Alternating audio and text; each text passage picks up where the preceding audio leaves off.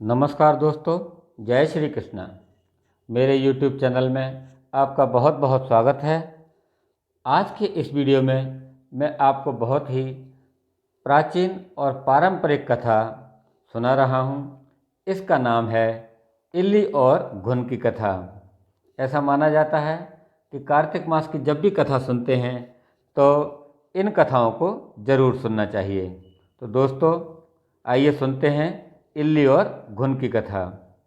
यहाँ पर हम यह भी समझेंगे कि हमारी धार्मिक संस्कृति में, हमारी सनातन संस्कृति में कार्तिक मास का कितना महत्व है। तो चलिए सुनते हैं इल्ली और घुन की कथा।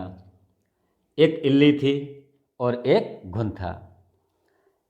एक दिन इल्ली घुन से बोली, क्या घुनिया, हम दोनों कार्तिक नहाने चलते हैं। इस पर घुन बोला कि देख भाई, तू तो छुआरे में पड़ी रहती है, इसलिए तेरे में तो बहुत ताकत है। जब तू ही कार्तिक नहा ले, मैं नहीं नहा रहा हूँ। मैं तो बढ़िया मोठ बाजरे में पड़ा रहता हूँ, मैं क्यों कार्तिक नहाऊँ। मैं तो बढ़िया दाना खाता हूँ और ठंडा ठंडा पानी पीता हूँ और मैं यहीं पर मस्त रहूँगा। इस पर इल्ली ने कहा, ठीक है भाई, तू कार्तिक मत नहा, मैं तो नहाऊंगी। तब इल्ली रोजाना रानी के पल्ले में लगकर कार्तिक नहा आती और घुन नहीं जाता था। एक दिन कार्तिक उतरते ही पूर्णमासी को दोनों मर गए। इल्ली कार्तिक नहाई थी, इसलिए उसने राजा के घर में जन्म लिया और वह राजकुमारी बनी। घुनिया जो घुन था वो राजा के घर में मेंढक बना। फिर राजकुमारी का एक दिन ब्याह हुआ और जब विदा का समय आया तब राजकुमारी का बैल रुक गया। इस पर राजा रानी ने पूछा कि क्या हुआ, बैल क्यों रुक गए, तेरे को क्या चाहिए, वो सब तो मांग ले। तब राजकुमारी बोली कि मेरे को तो यह मेंढक सोने की सांकल में बांधकर चाहिए, इसे मेरे रथ के पीछे बांध दो। तब सबने कहा कि राजकुमारी, मेंढक मांगा तो क्या मांगा मेंढक, तेरे को तो कुछ धन दौलत और चाहिए तो वो ले ले। लेकिन राजकुमारी ने कहा कि मेरे को तो मेंढक ही चाहिए। तब राजा ने उस मेंढक को सोने की चेन में बांधकर गाड़ी के रथ के पीछे बांध दिया।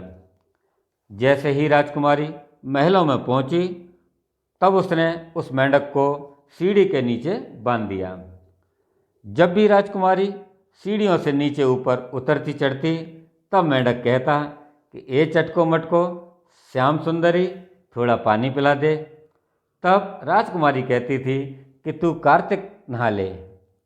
एक दिन क्या हुआ, राजकुमार की देवरानी जेठानी ने उनकी बातों को सुन लिया और सोचा कि राजा कोई रानी लाया है या जादूगरनी। तब उन्होंने इस बात को राजकुमार से कहा कि तू रानी लाया है या जादूगरनी, जो आदमियों से तो बात करती नहीं है और जानवरों से बात करती है। इस पर राजा ने कहा कि जब तक मैं अपनी आंखों से नहीं देख लूँगा तब तक मैं मानूंगा नहीं। तब एक दिन राजा छुपकर बैठ गया।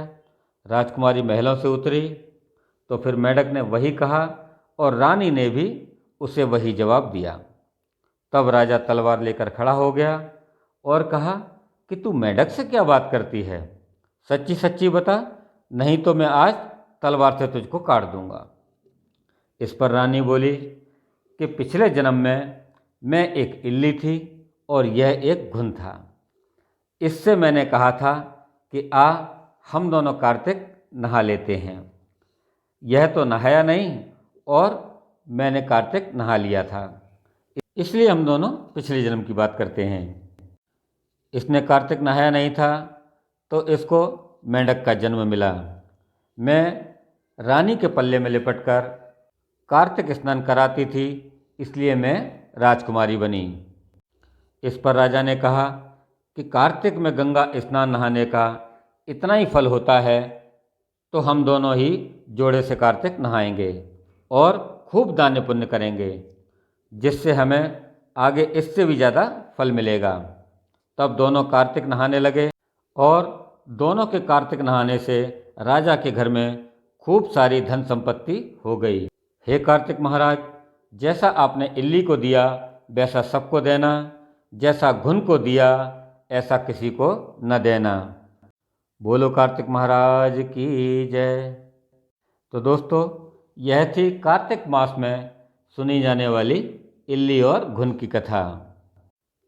दोस्तों, आपको कैसी लगी हमारी यह कथा?